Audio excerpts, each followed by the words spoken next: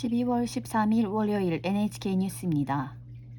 영국에서 열렸던 G7 주요 7개국 외상회의가 12일 개막해 중국의 강압적 경제 정책에 관해 우려한다 등의 의장 성명을 발표하고 무역이나 개발도상국에 대한 거액의 용자를 통해 영향력을 확대하고 압력을 강화하는 중국의 움직임을 경계했습니다.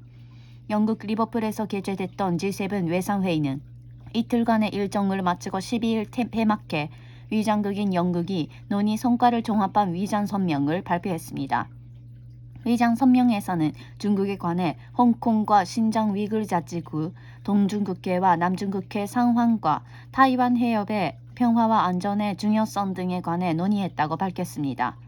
아울러 중국의 강압적 경제 정책에 대해 관해 우려한다면 무역이나 개발도상국에 대한 거액의 융자를 통해 영향력을 확대해 압력을 강화하는 중국의 움직임을 경계했습니다.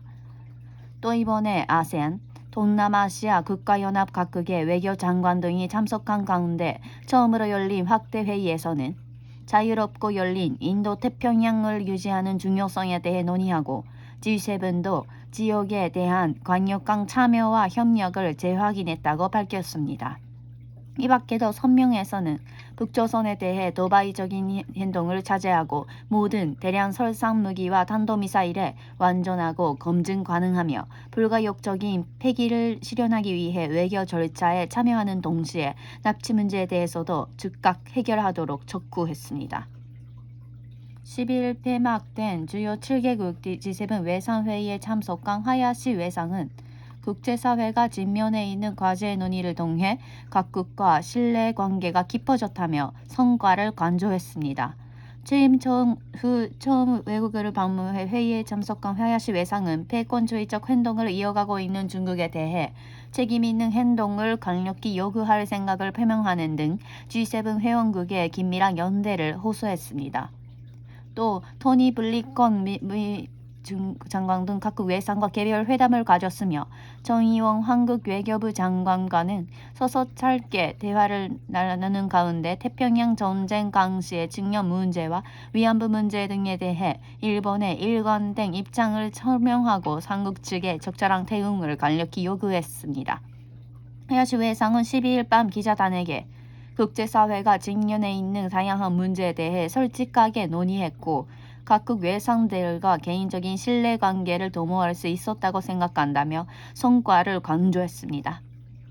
영국에서 변이 바이러스인 오미크론 변이의 감염이 급속히 확산되고 있는 가운데 존슨 총리는 백신의 추가 접종 목표를 한 달 앞당겨 올해 안에 18세 이상의 모든 대상자에게 접종할 것이라는 방침을 밝혔습니다. 영국에서는 변이 바이러스인 오미크론 변이와 관련해 12일 시점에서 누적 3,137명의 확진자가 나와 정부는 12일 코로나19의 경계 단계를 기존 3단계에서 4단계로 한 등급 올렸습니다. 코로나19의 가장 높은 위기 단계는 5단계입니다.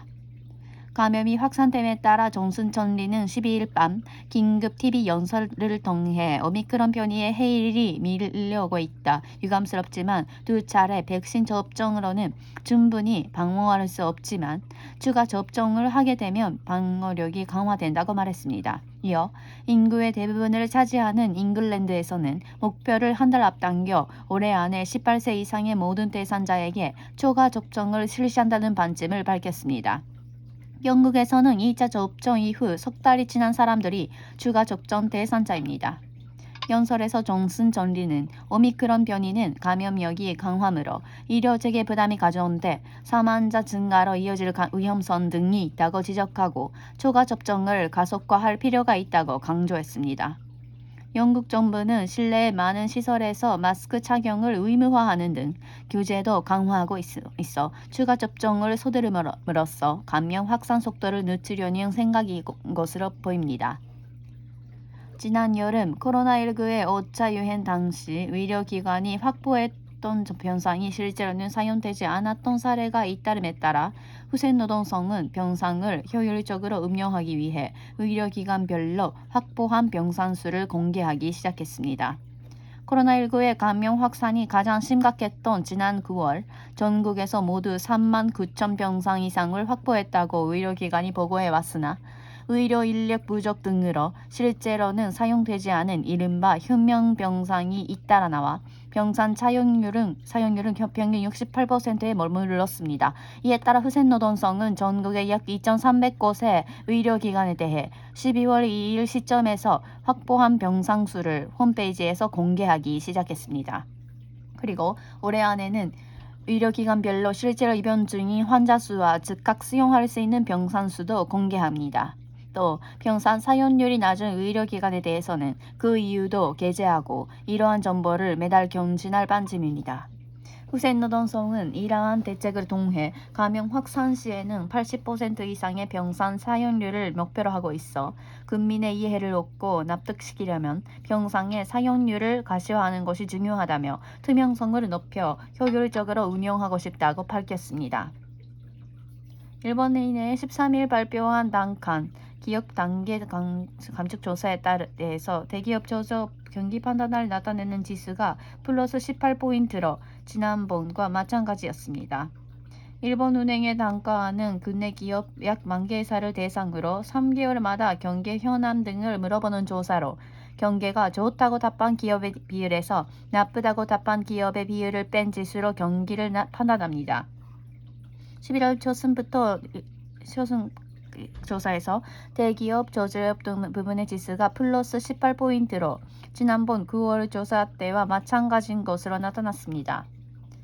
이는 코로나19 영향이 완화되는 한편 부품이 부족한 영향으로 자동차 감산이 이어지고 있는 데다 원유 등 원자재 가격 급등이 수입 압박으로 이어질 우려가 있기 때문인 것으로 보입니다. 한편 대기업 비제조업 부문의 경기 판단은 플러스 9포인트로 지난번 조사 때보다 7포인트 개선됐습니다. 긴급사태 선언이 해제됨에 따라 숙박과 음식 서비스 그리고 놀이동산과 스포츠클럽 등 대면 서비스를 통해 회복 조짐이 강해지면서 6기 연속 개선됐습니다. 일본은행은 코로나19 감염이 확산되기 전에는 플러스 20포인트였던 재작년 12월 이래 높은 수준이라고 밝혔습니다. 하지만 3개월 후 전망에 대해서는 원자재 가격 급등 등을 배경으로 대기업의 제조업과 비제조업 부분 모두 악화될 것으로 전망하고 있습니다. 미국에서 잇따라 발생한 토네이도로 큰 피해가 나온 현장에서는 12일에도 아침부터 구조 활동이 이어지고 있으나 전전등의 영향으로 난항하고 있습니다. 미국에서는 10일 밤부터 11일까지 사이에 남부와 중서부 6개 주에서 잇따라 토네이도가 발생해 건물이 붕괴되는 등의 큰 피해가 나왔습니다. 현지에서는 12일에도 아침부터 구조 활동이 이어지고 있습니다. 그중 남부 켄터키주 양초 공장이 붕괴된 현장에서는 당시 근무 중이던 종업원 등 약 110명 가운데 지금까지 40명이 구조됐으나 많은 사람들이 여전히 실종된 상태입니다.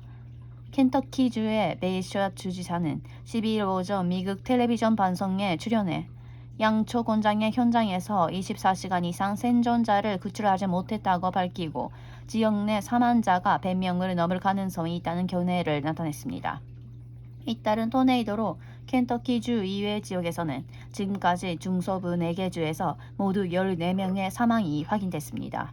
토네이도 피해에 대해 기시다 수상은 13일 아침 중의원 예상위원회 서두에서 진심으로 위로를 표명한다고 말했습니다. 타이완에서 오는 18일 주민투표가 4건 실시됩니다. 그 중에서 가장 주목을 받고 있는 것이 사실상 미국산을 대상으로 한 돼지고기 수입 금지와 관련해 찬반항을 묻는 투표입니다. 타이완의 차이의원 정권은 지난 1월 쇠고기를 늘리기 위해 첨가물을 넣은 사료를 수입 금지를 해제한 바 있습니다. 타이완이 미국과의 자유무역 협정 체결을 제한하고 있는 가운데 국제 기준에 맞지 않는 수입 규제는 철폐해야 한다는 판단 아래 결정한 것입니다. 이에 대해 야당 국민당은 식품의 안전성 등을 이유로 다시 수입 금지를 요구하며 주민 투표를 제한함에 따라 오는 18일 투표가 실시됩니다. 투표를 앞두고 마지막 일요일에 1인 10일 많은 지지자들을 동원한 국민당은 줄이는 주석을 손들어 지지를 호소하면서 타이베이 시내를 활보했습니다. 한편 차의 전통은 11일 밤 집회에서 이 문제가 타이완의 환대평양 동반자 협정 CPTPP 가입 여부와도 관계가 있다면서 국제 기준에 맞는다면 수입을 인정해야 하고 그렇게 되면 전 세계가 우리를 믿어주고 국제 조직 가입 시에도 지지해 줄 것이라고 호소했습니다. 여론조사에서는 수입 금지를 지지하는 의견이 반대 의견을 웃돌고 있는데 만약 성립되면 도쿄전력 후쿠시마 제1원전 사고 이후부터 계속되고 있는 일부 일본 산식분에 대해서 규제가 완화될 가능성이 희박해질 것으로 지적되고 있습니다.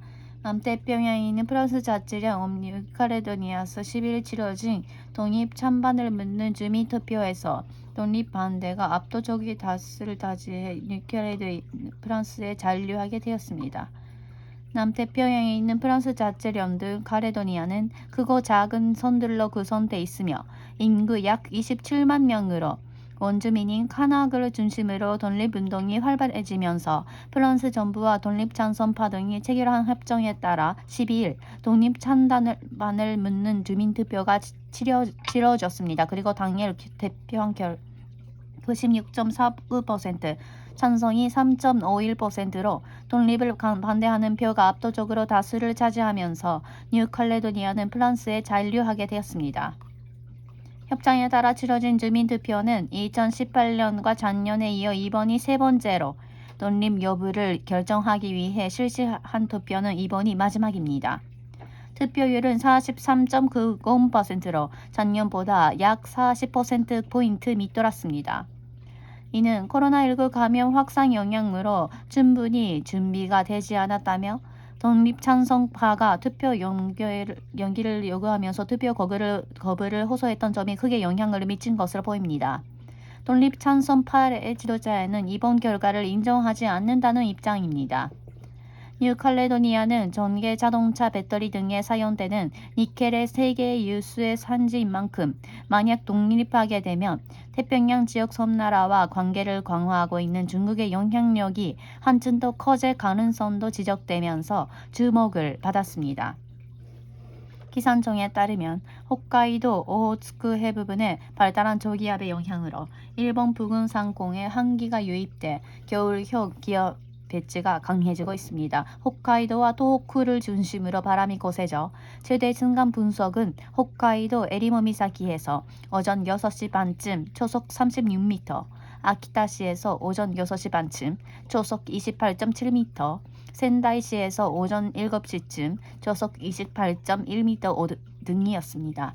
13일에는 홋카이도에서 홋쿠리쿠에 걸친 일본의 즉 11분을 중심으로 눈을 동반한 매우 강한 바람이 불 것으로 우려되며 예상되는 최대 분속은 홋카이도에서 초속 25m, 도호쿠와 홋쿠리쿠에서 초속 20m, 최대 순간 분속은 초속 30m에서 35m에 달할 것으로 예상됩니다. 또 파도가 거세져 홋카이도와 도호쿠 그리고 홋쿠리쿠에서 6m의 높은 파도가 일 것으로 예상됩니다. 기상청은 눈보라와 바람에 쌓인 눈으로 인한 교통장애 그리고 폭풍이나 높은 파도의 경계를 당부했습니다. 또 한기의 영향으로 각지에서 12일보다 기온이 크게 떨어질 것으로 예상되므로 건강 관리에도 주의가 필요합니다. 이상으로 뉴스를 마칩니다. NHK